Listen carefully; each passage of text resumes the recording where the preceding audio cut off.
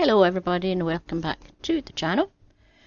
Today I'm going to be reading from a little book called 52 Times Britain Was a Bellend. And this one's called We Brought an Elephant to England, Made it live in the Tower of London with a polar bear, and got it wankered on wine. In the 13th century we decided to rebrand Britain's most famous torture chamber, prison and site of execution. During the reign of King John, we stopped merely using the Tower of London to torture inconvenient royals with possible claims to the throne, and started also using it as an inappropriate home for all kinds of exotic animals. We kept lions.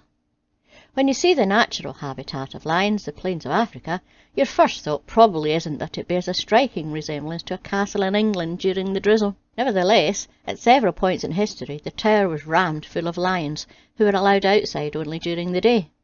Things improved down the line under James I when they got more exercise, by which of course I mean they were forced to fight dogs for the king's enjoyment. The king watched from a special viewing platform he had built to watch the lion fights, with money he could have used to build some sort of lion play area. Polar bear.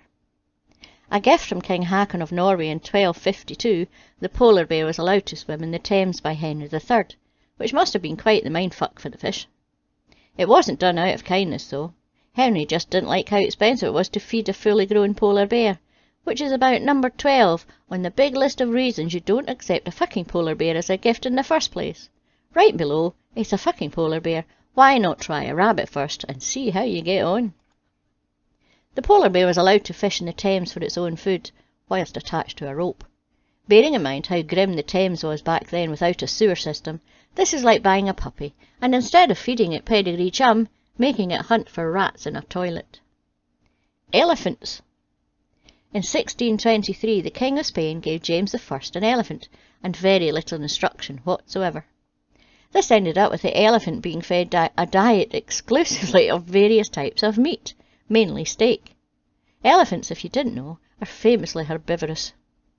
Fortunately, it probably didn't find this too distressing, due to the fact that the zookeepers also got it pissed up on an actual gallon of wine a day from April to September, believing it to be unable to drink water during these months, and lacking the imagination to try offering squash.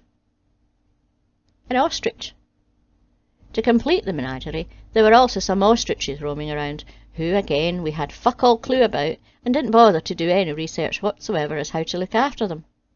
Don't ask me why, but some clever bugger thought that ostriches could eat metal, and so, even though we also thought they could eat actual food, the ostriches kept in the tower were fed quite a lot of nails.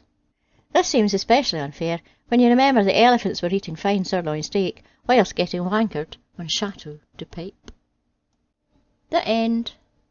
Don't forget to like and subscribe, and press the wee bell notification. And a huge big thank you to all my subscribers, patrons and members. See you next week. Bye bye.